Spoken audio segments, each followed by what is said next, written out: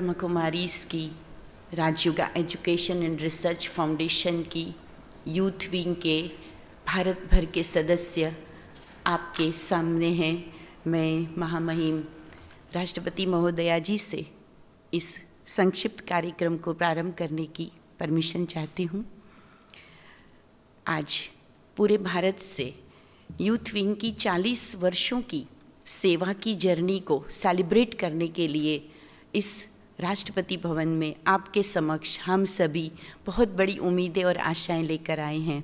मैं सबसे पहले बीके राजयोगी अरुण भाई जी को यूथ विंग की 40 वर्षों की सेवा यात्रा की झलकियों के लिए आमंत्रित करती हूँ।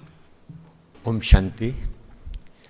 आदरणीय महामहिम राष्ट्रपति महोदय जी, प्रजापिता ब्रह्मा कुमारी शिव विश्वविद्यालय द्वारा युवाओं की सेवा के लिए युवा प्रभाग का स्थापन 1985 के अंदर किया गया और युवा का विशेष रूप से लक्ष्य रहा कि देश के अंदर जो हमारी युवा शक्ति है उनकी बौद्धिक और शारीरिक शक्तियों का देश के लिए, राष्ट्रीय उत्थान के लिए, विश्व शांति के लिए उनको यूज करना।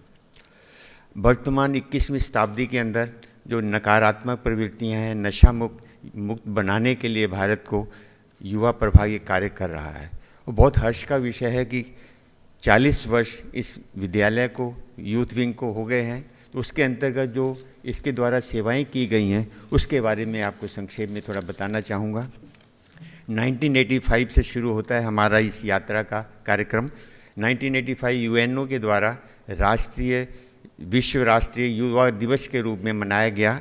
तो इस तरह से भारत की पहली युवा प्रभाग के द्वारा 1985 के अंदर लगभग सारे भारतवर्ष के अंदर 12 पद यात्राएं को निकाला गया। 1989 के अंदर all India moral awakening campaign जो सारे भारतवर्ष के अंदर 69 प्लेसेस से निकाले गए।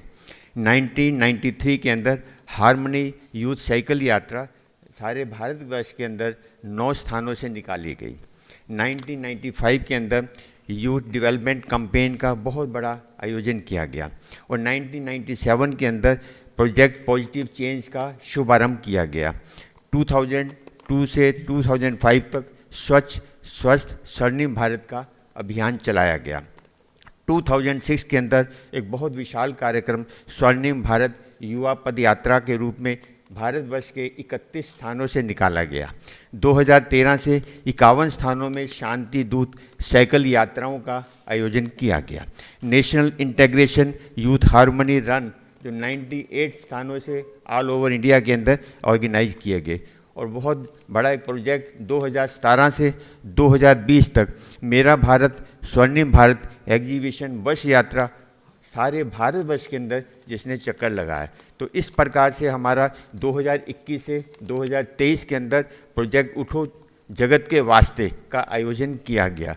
तो इस तरह से लाखों युवाओं को भारतवर्ष के अंदर नशा मुक्त बनाने के लिए, उनके चारित्रिक उत्थान के लिए, उनके नैतिक उत्थान के लिए बहुत कार्यक्रम किए गए। लाखों युवाओं को, करोड़ों युवाओं को संपर्क किया गया और लाखों युवाओं ने उसमें से नशा मुक्त किया और अपने जीवन के अंदर बहुत सी जो नकारात्मक प्रवृत्तियां से उनसे छुटकारा पाया। Thank you. ओम शांति। आदरणीय राष्ट्रपति महोदया जी, मैं ब्रह्मा कुमारीज़ के यूथ विंग की ओर से यूथ विंग की आगामी सेवाओं के बारे में अवगत कराना चाहूँगी। हर वर्ष की तरह इस वर्ष भी यूथ विंग द्वारा युवाओं के आध्यात्मिक और मौलिक उत्थान के लिए कई कार्यक्रमों, कोर्सेज और ट्रेनिंग्स का आयोजन किया जाएगा, जैसे पॉजिटिव चेंज कोर्स या सकारात्मक परिवर्तन।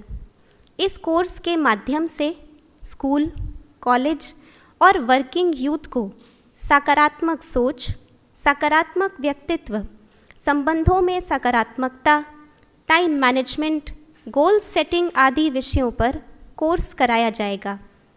अगला प्रोजेक्ट है परीक्षा मित्र, जिसके माध्यम से स्कूल और कॉलेज के बच्चों के लिए ट्रेनिंग रखी जाएगी ताकि वे परीक्षा से संबंधित समस्याओं जैसे भय, चिंता, यहाँ तक कि आत्महत्या आदि से बच सकें और कुशल तैयारी के साथ आत्मविश्वास के साथ परीक्षा दें। अगला प्रोजेक्ट ब्रह्मा कुमारी से जुड़े हुए युवा भाई बहनों की ट्रेनिंग का रखा गया है, जिसका नाम है art of anchoring and art of public speaking.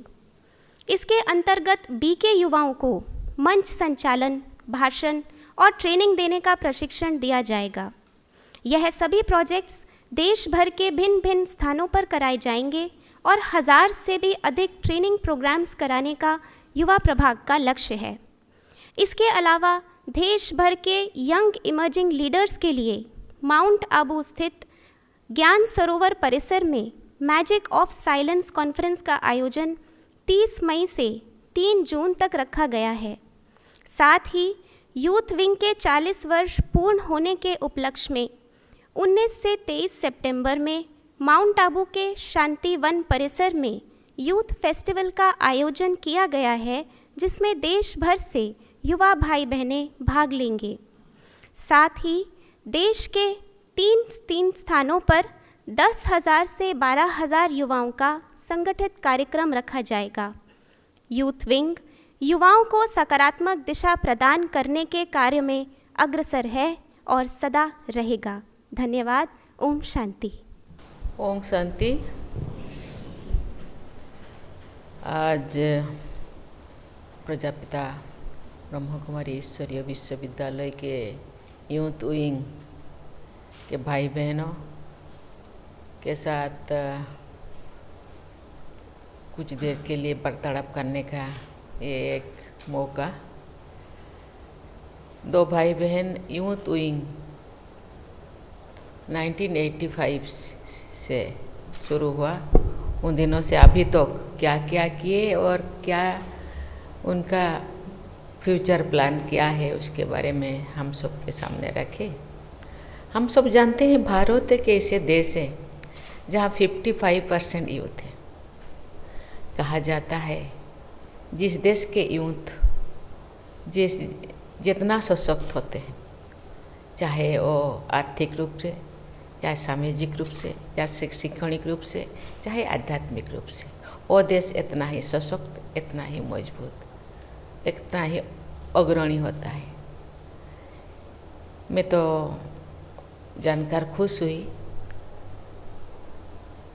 Prajapita Brahma Kumari ईश्वरीय विश्वविद्यालय का अपना एक विंग है, जो विंग भारत के गवर्नमेंट के जितने भी स्कीमें हैं, जितने भी प्रोजेक्ट्स हैं, वो अपना रहे हैं। शुरुआती तौर में तो आध्यात्मिक रूप से ही शुरू हुआ था, लेकिन केवल आध्यात्मिक देखने से नहीं होगा। देश को आगे लेने के लिए हम लोगों को आर्थिक रूप से सशक्त होना होगा, सामाजिक रूप से सशक्त होना होगा। हम लोगों के पास जो संस्कृति धरोहर है उसको भी आगे लेना होगा। इसको भी साथ में ले करके हम अपने आध्यात्मिक राह को, आध्यात्मिकता को भी सशक्त कर सकते हैं। क्योंकि हम सब जानते हैं, आपसे ही मैंने सीखी, हम सब आत्माएं हैं। ये आत्मा शरीर धारण करते हैं। आत्मा को आत्मिक शक्ति चाहिए, लेकिन शरीर को अन्न वस्त्र वासगृह चाहिए। अब अन्न वस्त्र वासगृह के लिए तो कुछ रोजगार करना जरूरी होता है, कुछ आर्थिक साधन की ज़रूरत है कि विदाउट आर्थिक साधन हम ये सब, क्योंकि हम उस तो कोई ने मुझे बताया कि ये कुछ दिन पहले बहुत सारे वायरल हुआ मीडिया में कि एक जोगी पूरा विंटर में उसके ऊपर पूरा बर्फ़ से ही और ढांका हुआ है और उनके शरीर में केवल स्केलेटन है, लेकिन सांसें ले रहे हैं। लेकिन वहाँ तक तो हम नहीं पहुँचे। हम तो कदम क्योंकि वो खाना पीना पता नहीं कितने दिनों से नहीं खा रहे हैं। उनका ना घर चाहिए, ना अन्न चाहिए, ना वस्त्र चाहिए, ना वासगृह चाहिए, क्योंकि हम उसी स्थिति में नहीं पहुंच रहे। योगी मीन्स ऐसे नहीं कि पूरा अपने आप को ख़त्म करके, तो क्योंकि देश का उन्नति तो नहीं कर सकते।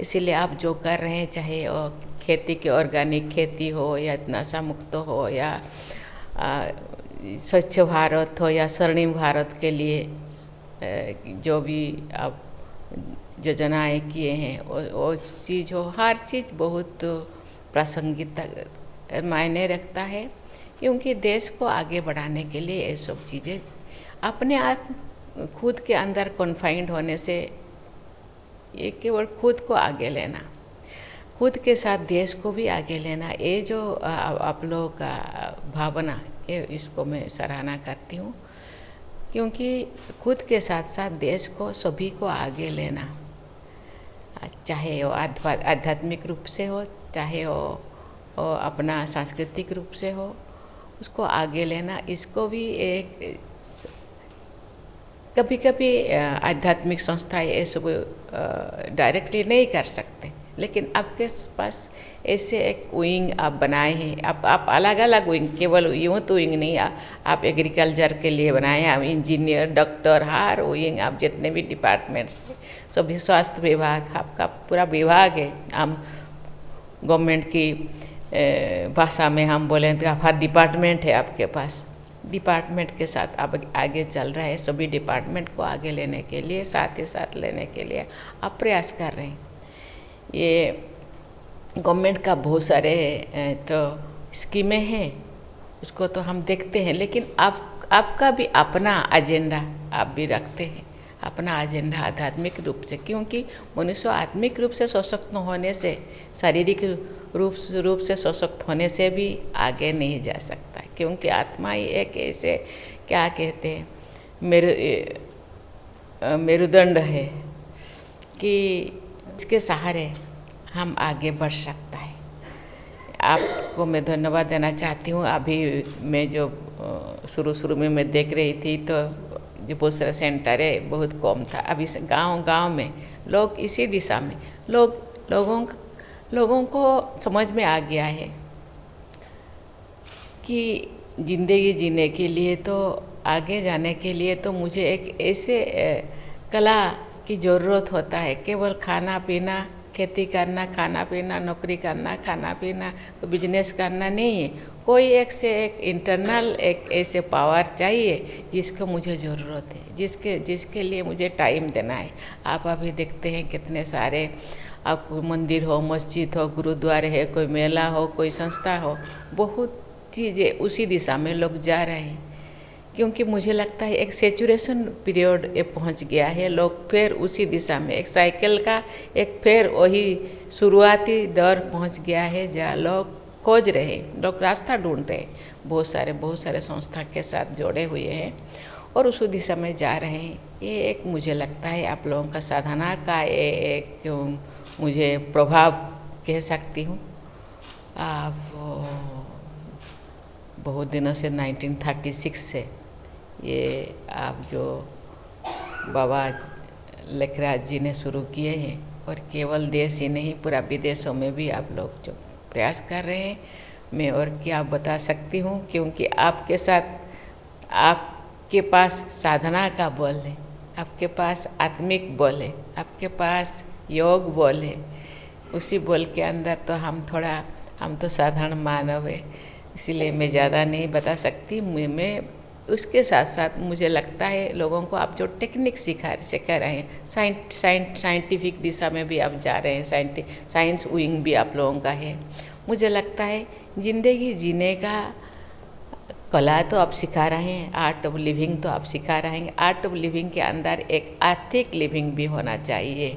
मुझे लगता है आर्थिक सशक्त कैसे, ऐसे नहीं कि मुझे 1000 रुपया, ज़िंदगी जीने के लिए जो मिनिमम चीज़ें चाहिए उसको भी साथ में लेना चाहिए।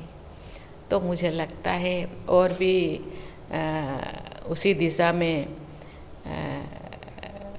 मुझे लगता है लोग और भी जोड़ेंगे और भी समाहित होंगे, क्योंकि वो भी एक विंग होना चाहिए।